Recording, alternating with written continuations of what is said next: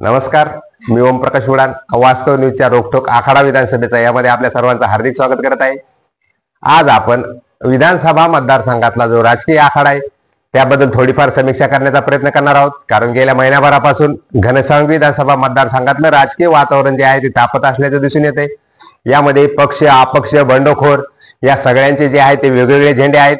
त्यांचे जे कार्यकर्ते आहेत ते मतदारसंघामध्ये आपल्या नेत्याला आपल्या उमेदवाराला विजयी करण्यासाठी प्रयत्न करतायत, वेगवेगळ्या गावांना भेटी देत आहेत आणि याबरोबरच गेल्या 5-6 दिवसापासून घनसावंगी विधानसभा मतदारसंघामध्ये या नेते मंडळीकडून या उमेदवाराकडून निवडणुकीचे वचननामे जे आहेत ते प्रसिद्ध करण्यात येत आहेत, त्याचं वाटपही करण्यात येते।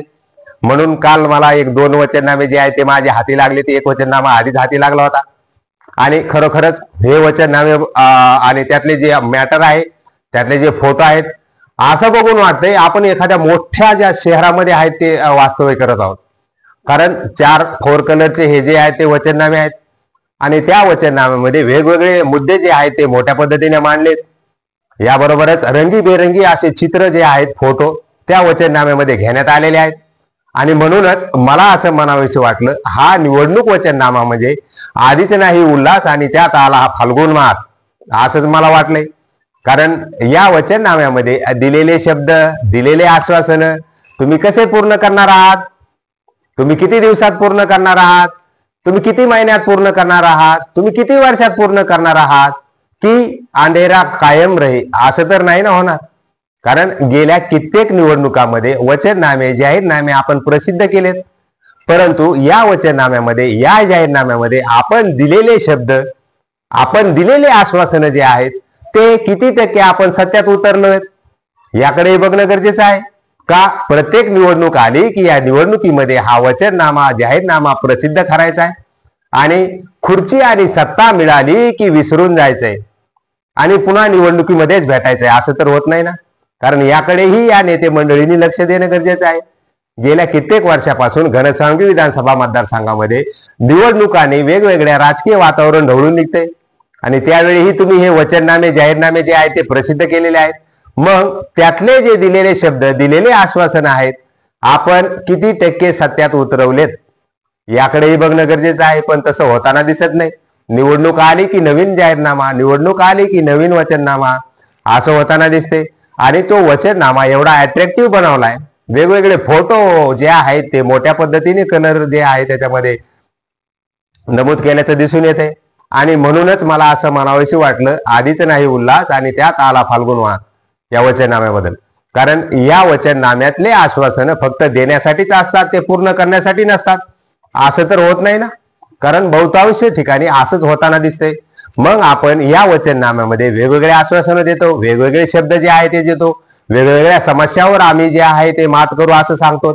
मग आपण गेल्या विधानसभेला दिलेला वचननामा, त्यामध्ये जे दिलेले आश्वासन आहेत ते किती टक्के आपण पूर्ण केलेत, कुठं कुठं केलेत त्याचाही काही जे आहे ते जनतेसमोर मांडणं गरजेचं आहे।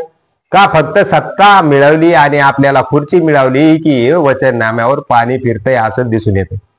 काही अंशी विकास कामे होतही असतील, परंतु घनसावंगी विधानसभा मतदारसंघामध्ये गेल्या कित्येक वर्षापासून मूलभूत समस्यांचा जो महापूर आहे तो जसाचा तसा दिसतोय। त्यामध्ये रस्ते असेल, पाणी असेल, वीज असेल, आरोग्य असेल, शिक्षण असेल, सर्वसामान्य जनता या सगळ्या गोष्टींनी त्रस्त झाली आणि दुसरीकडे हे सगळे नेते मंडळी वचननाम्यामध्ये एवढे रंगीबेरंगी फोटो प्रसिद्ध करताय, मॅटर प्रसिद्ध करताय, शब्द तर एवढे सुंदर आहेत त्यातले वाचण्यासारखेच आहेत। त्यामध्ये आम्ही असं करू, आम्ही असं करणार, आम्ही हे आणणार, आम्ही हे उभारणार, आम्ही याच्यासाठी प्रयत्न करणार, आम्ही हे आणून देणार, आम्ही हे प्रश्न सोडवण्यासाठी प्रयत्न करणार, आम्ही ह्या समस्या सोडवण्यासाठी प्रयत्न करणार आणि आपला घनसावंगी विधानसभा मतदारसंघ सुजलाम सुफलाम बनवणार। अरे बाबांनो, पण कधी बनवणार, कसं बनवणार, किती दिवसामध्ये, किती महिन्यामध्ये, किती वर्षामध्ये याबाबत मात्र ब्र शब्दही या वचननाम्यामध्ये आश्वासित केलेला नाही। म्हणूनच मला असं म्हणावंसं वाटलं की अंधेरा कायम रहे। कारण तुम्ही जे वचननाम्यामध्ये शब्द देताय, तुम्ही जे आश्वासन करताय, आश्वासन त्याच्यामध्ये वेगवेगळे देताय, मग या आश्वासनाची पूर्तता तुम्ही कशी करणार, कधी करणार हा भी महत्वाचा विषय आहे। कारण बहुतांश वेळा राजकीय उलथापालथ एवढी होते, कधी सत्ता असते तर लोकप्रतिनिधी नसतो, कधी लोकप्रतिनिधी असतो तर सत्ता नसते. याबरोबरच राजकारणात कधीही कोणत्याही क्षणी उलथापालथ होऊन काही वेगवेगळे प्रसंग समोर येत आहेत. मग तुम्ही यासाठी निधी कुठून आणणार? सरकार तुमचं होणार का? तुम्ही कसा निधी उपलब्ध करणार? आणि हे सगळं केल्यानंतर तुम्ही तो किती दिवसामध्ये, किती महिन्यामध्ये, किती वर्षामध्ये पूर्ण करणार, हेही सांगणं जे आहे ते गरजेचं आहे. याबरोबरच गेल्या काही विधानसभा निवडणुकीमध्ये असे वेगवेगळे वचननामे या सर्वच नेते मंडळींकडून प्रसिद्ध करण्यात आलेत. मग त्या वचननाम्यामध्ये दिलेले आश्वासनं, दिलेले शब्द, त्या किती टक्के आपण सत्यात उतरण्यात जे आहे ते यशस्वी झालोत याकडेही बघणं गरजेचं आहे.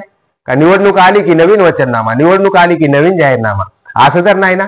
आणि हा वचननामा आणि हा जाहीरनामा यातले दिलेले आश्वासने फक्त जनतेला देण्यासाठीच असतात, ते पूर्ण करण्यासाठी नसतात, असं तर नाही ना. हा सुद्धा एक प्रश्न उपस्थित होत आहे. दुसरीकडे आपण हे गुळगुळीत जे आहेत ते सगळे फोटो, हे सगळ्या ज्या गोष्टी आहेत त्याच्यात नमूद करायच्या आणि आपल्याला खुर्ची आणि सत्ता मिळाली की हे सगळं विसरून जायचं आणि पुन्हा निवडणुकातच भेटायचंय, असं तर होत नाही ना. म्हणून या नेते मंडळींनी जे आहे या वचननाम्यामध्ये आपण काय आश्वासित केले, आपण काय काय समस्या आहेत त्या मांडल्यात, आपण काय काय करू असं त्याच्यामध्ये सगळं नमूद केले. मग हे सत्यात आपण किती टक्के आणले, कुठं कुठं आणले, कसं आणले, हे सुद्धा वचननाम्यामध्ये काही अंशी जे आहे ते प्रसिद्ध करण्याची गरज आहे.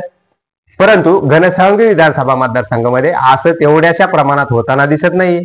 आणि म्हणून मला असं म्हणावं असं वाटलं, आधीच नाही उल्हास आणि त्यात आला हा फाल्गुन मास. आपण बघतो आहोत ग्रामीण भागामध्ये जर आपण बघितलं तर जनावरांचा पोळा जो आहे तो सण असतो मोठा, कारण शेतकरी राजासाठी त्याला मदत करणारा आणि त्याच्यासोबत दिवस रात्र जो आहे तो राबणारा बैल पोळा आपण म्हणतो त्याला. त्यामध्ये बैल असतील, गायी असतील, हे शेतकऱ्यांचे जे आहेत ते साधनं आहे शेती करण्यासाठी, कारण त्याच्यावर त्याचा उदरनिर्वाह जो आहे तो चालू असतो. आणि या बैल पोळ्याला हा शेतकरी जो आहे तो आपल्या बैलाची आणि गायीची पूजा करतो, कारण त्याच्यात सगळ्यात जास्त मेहनतीमध्ये सहभागी असणारा हा बैल पोळा असतो. आणि या बैल पोळ्याला तो शेतकरी जो आहे या 2 दिवस जो आहे तो आतोनात जे आहे ते प्रेम या जनावरावर करताना आपल्याला दिसून येतो. आणि या बैल पोळ्याच्या आदल्या दिवशी खांदामळणी असते आणि या खांदामळणीला सगळं झाल्यानंतर पूजा वगैरे, त्यांचे खांदे वगैरे सगळे मळल्यानंतर, पूजा वगैरे सगळं झाल्यानंतर, त्यांना नैवेद्य दाखवल्यानंतर हा शेतकरी राजा जो असतो त्याचा गोटा कुठेही असो आणि या गोट्यामध्ये तो काय करतो, तो एक ताट असतो रिकामं आणि ते ताट जे आहे त्याला ते वाजवतो आणि आमंत्रण देतो, दौंडी देऊन आमंत्रण. काय तर आज आमंत्रण, उद्या जेवायला आहे. आपण त्याला ग्रामीण भागामध्ये असंही म्हणून आज आवताना उद्या जेवायला आहे. पण प्रत्यक्षात ते आवताना देणाऱ्याचाही काय विषय असतो त्यालाच माहित आणि जेवू घालायचाही विषय नसतो, कारण आपण मोठ्या पद्धतीने आमंत्रण देत आहोत, आपण आवाहन करीत आहोत, परंतु जेवू घालायचं कधी, कसं घालायचं, कुणाला घालायचं, याबाबत जे आहे ते सगळे जे आहे ते प्रश्न उपस्थित होत आहेत. आणि म्हणून आपण आलेला रूल जो आहे तो फॉलो करत आहोत असं दिसून येते. कारण या दौंडीमध्ये आमंत्रण नुसतं द्यायचं, जेवू थोडीच घालायचं. या वचननाम्यामध्ये असं तर होत नाही ना, याकडेही लक्ष देणं गरजेचं आहे. का फक्त वचननाम्यामधले दिलेले आश्वासनं जे आहेत, दिलेले शब्द जे आहेत ते फक्त निवडणूक कालावधीमध्येच देण्यापुरतेच असतात आणि नंतर आपण ते विसरून जायचे असतात आणि पुन्हा निवडणुकामध्येच भेटायचं असतं, असं तर होत नाही ना. म्हणून या नेते मंडळीने या वचननाम्यातील दिलेले आश्वासनं, दिलेले शब्द याकडेही लक्ष देणं गरजेचं आहे. त्यामध्ये जर बघितलं आपण तर महाविकास आघाडीचे राजेश टोपे आहेत, त्यांचाही 4 पानाचा तो वचननामा आहे. 4 कलर प्रिंटिंग आहे, मोठमोठे वेगवेगळे मुद्दे, फोटो त्याच्यामध्ये रंगीबेरंगी छापलेले आहेत. त्यामध्ये त्यांनी जवळपास 9 ज्या आहेत त्या गोष्टी, हेड जे आहेत त्याचे ते नमूद केलेले आहेत. दुसरीकडे आपण बघितलं तर महायुतीचे हिकमत उडाण आहेत. हिकमत उडाण यांचाही 2 पानाचा 4 कलर जो आहे तो वचननामा आहे. त्यामध्ये त्यांनी 7 वेगवेगळे आश्वासनं जे आहेत ते दिलेले आहेत. त्यामध्ये आपण जर बघितलं तर अपक्ष उमेदवार सतीश घाटगे आहेत. सतीश घाटगे यांचाही 4 पानी जो आहे आणि 4 कलर जो आहे तो वचननामा आहे. वेगवेगळे मुद्दे आणि फोटो त्यांनी त्यामध्ये घेतलेले आहेत आणि 13 जवळपास समस्या ज्या आहेत त्याच्यावर मांडलेल्या आहेत. आणि सगळ्याच वचननाम्यामध्ये आम्ही असं करणार, आम्ही तसं करणार, आम्ही हे आणणार, आम्ही हे उभारणार, आम्ही यासाठी प्रयत्न करणार, आम्ही हे जे आहे ते प्रश्न सोडवणार, आम्ही समस्या सोडवण्यासाठी प्रयत्न करणार, आम्ही याच्यासाठी पाठपुरावा करणार, हे सगळं नमूद करण्यात आलेलं आहे. आणि म्हणून मला असं वाटलं, मग या आश्वासनं तुम्ही कधी पूर्ण करणार आहात, कसे करणार आहात, किती दिवसात करणार आहात, किती महिन्यात करणार आहात, किती वर्षात करणार आहात, की मतदारसंघामध्ये अंधेरा कायमच राहील, असं तर नाही ना. आणि म्हणूनच मला यावर थोडीफार जी आहे ती समीक्षा करावीशी वाटली। या नेते मंडळींनी जे आहे हे वचननामे आपण दिलेले त्यातले आश्वासनं कधी मध्ये बघितलेही पाहिजेत, कारण आपण जर ते काम काही केले असतील काही अंशी तर तेही नमूद करणं गरजेचं आहे। परंतु घनसावंगी विधानसभा मतदारसंघामध्ये गेल्या कित्येक वर्षापासून ग्रामीण जनतेच्या ज्या समस्यांचा महापूर आहे तो कायमच असल्याचं दिसून येते। आणि अक्षरशः या वचननाम्यामधले फोटो जर बघितले ना तर असं वाटतं आपण फार मोठ्या शहरामध्ये आलो आहोत फोटो बघून, परंतु प्रत्यक्षात जर बघितलं आपण तर ग्रामीण भागातली भकास अवस्था झाल्याचं दिसून येते। रस्त्याची समस्या असेल, विजेची असेल, आरोग्याची असेल, याबरोबरच शिक्षणाची असेल, या पिण्याच्या पाण्याची समस्या असेल, या सगळ्या समस्यांनी ग्रामीण भागातील जनता मात्र मोठ्या पद्धतीने त्रस्त झाल्याचे दिसून येते। आणि दुसरीकडे जर वचननामा बघितला तर फार मोठ्या आपण शहरामध्ये घनसावंगी मतदारसंघ आल्यासारखा दिसून येतो। म्हणून या वचननाम्याकडे कधी या नेते मंडळींनी डुंकूनही बघितलं पाहिजे। त्यातले दिलेले आश्वासने हे काहीतरी अंशी आपण सत्यात उतरवत आहोत का हेही जर जे आहे ते जनतेसमोर मांडणं गरजेचं आहे।